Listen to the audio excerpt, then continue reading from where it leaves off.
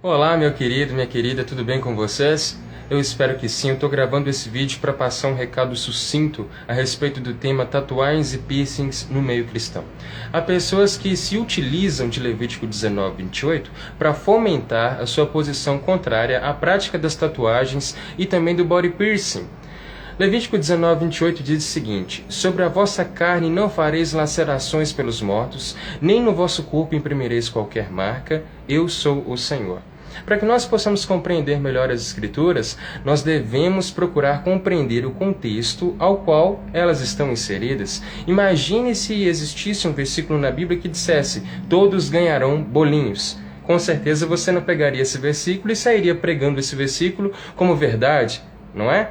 Por quê? Porque eu creio que você procuraria entender o contexto em que esse versículo estava inserido, qual foi o escritor, qual foi o destinatário, em qual época, qual era a cultura e etc. Na verdade, da mesma forma também nós devemos observar Levítico 19:28, bem como toda a Bíblia. É interessante ver que pessoas utilizam-se desse versículo para defender suas posições, mas não observam os versículos anteriores e nem mesmo subsequentes. Em Tiago 2:10, nós lemos que todo aquele que cumpre toda a lei, mas tropeça em um só ponto, logo se faz pecador de todos. Se a pessoa observa Levítico 19:28, ela tem que observar também o versículo anterior, que diz: não cortareis o cabelo arredondando os cantos da vossa cabeça, nem danificareis as extremidades da tua barba. Ou seja, se eu cortar o cabelo careca, ou então fazer a minha barba, eu estou em pecado. Obviamente isso não é observado, então como eu posso observar o versículo 28 se eu não observo 27? É bem conveniente isso, não é verdade? Bem como também, se eu observar Levítico 19:28, eu tenho que observar as demais ordenanças da lei, como por exemplo, se a minha mulher se menstruar, ela deve ficar distante de tudo e de todos durante 7 dias, até que o tempo da impureza dela se passe. Eu não posso comer carne de porco, não posso comer frutos do mar. Não é se o meu filho me maldisser, se ele me responder, eu tenho que apedrejá-lo até a morte. Com certeza nós não fazemos isso. Infelizmente, há tantas pessoas que manipulam as Escrituras para defender o seu ponto de vista que a verdade tem sido negligenciada. Se a lei deve ser considerada, ela deve ser considerada em sua totalidade e não apenas os pontos parciais da lei para defenderem determinado ponto de vista.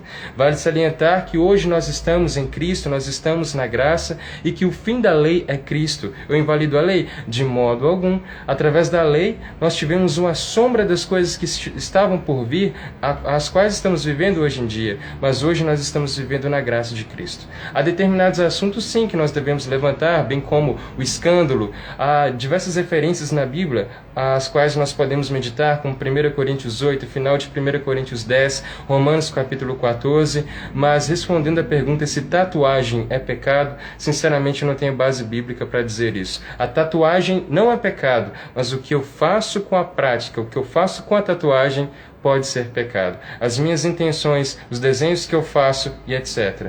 Bom, eu deixo essas pequenas palavras para que vocês possam meditar, depois leiam essas referências às quais forem passadas, procurem a respeito desse assunto na internet, há um vasto conteúdo abordando esse tema. Que Deus abençoe vocês, um grande abraço.